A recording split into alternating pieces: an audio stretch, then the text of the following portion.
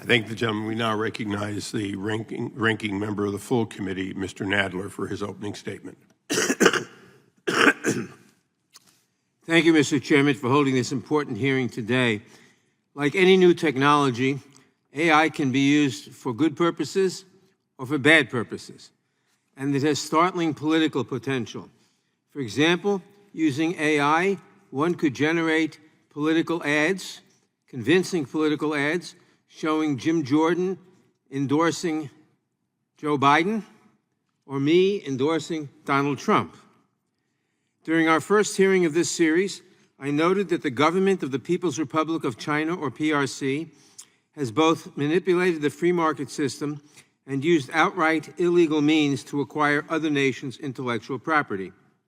In a field that largely relies on players to act in good faith, acquisition of new technologies through theft, cyber espionage, and other forms of subterfuge is part of China's broader national security and economic strategy. In no other field of innovation is this truer than in that of artificial intelligence. The raw material of AI is data. This is why entities backed by the PRC are taking steps to acquire massive quantities of data from the United States and its allies, and they are using all means at their disposal to do so. Within the past decade, we have seen well-publicized data thefts originating in China, such as the 2015 data breach at the U.S. Office of Personnel Management, the SolarWinds hack back in 2020, and the Microsoft Exchange hack in 2021. But the thefts that make headlines are just a small fraction of the total. According to a 2022 report by CrowdStrike, which is represented here today, China was behind 67% of cyber attacks between mid-2020 and mid-2021. Because the Chinese government exercises authoritarian control of the country's economy, many companies in the PRC are state-affiliated, maintain close ties to military and state security services, and are susceptible to state coercion, or all three. This blurs the lines between public and private collection of Americans' data. Chinese-affiliated actors are buying data from commercial data brokers.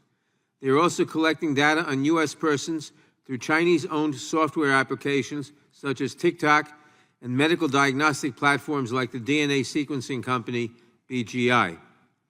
Even as the Chinese government attempts to gain access to as much data as possible from the United States and its allies, Chinese officials have taken legal and regulatory steps to limit access to data that originates in China. And they have implemented controls that prevent the export and use of such data outside the PRC. Their goal is to gain an unfair advantage over other nations, first by obtaining greater quantities of information, and then by using that information to create new AI capabilities. The widespread acquisition and deployment of AI by China has implications for the world at large. Using the power of AI, a hacker can scour a network for so-called zero-day vulnerabilities in seconds. An espionage agent tasked with spreading disinformation can create a video that appears to show a domestic political dissident or a foreign political leader confessing to a crime or endorsing the wrong candidate, as I said before. A police state can track persecuted groups and quell dissent, as the Chinese government has already done with members of its Uyghur minority. Until now, the PRC's influence campaigns have mostly targeted its own people, focusing on sources of internal friction, such as the status of Taiwan and COVID-19. For example, the DNI found that China did not attempt to influence the 2020 presidential elections. But many experts agree that posture is swiftly changing, which means that the threat posed by China's development of AI is growing. Recently, the New York Times reported that in an attempt to sow discord within the United States, China used AI-generated images to spread conspiracy theories about the Maui wildfires that caused the deaths of nearly 100 Americans. Whether these particular deepfakes were successful remains to be seen, but the danger is unmistakable. Addressing that danger begins with understanding the full nature of China's artificial intelligence strategy and the steps Congress can take to help address the threats posed by it. For that reason, this series of hearings is absolutely crucial.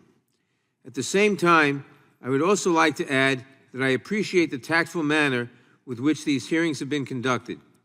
Even as we protect our national security and intellectual property, we continue to seek common ground with China on issues that affect both our countries, such as fighting climate change.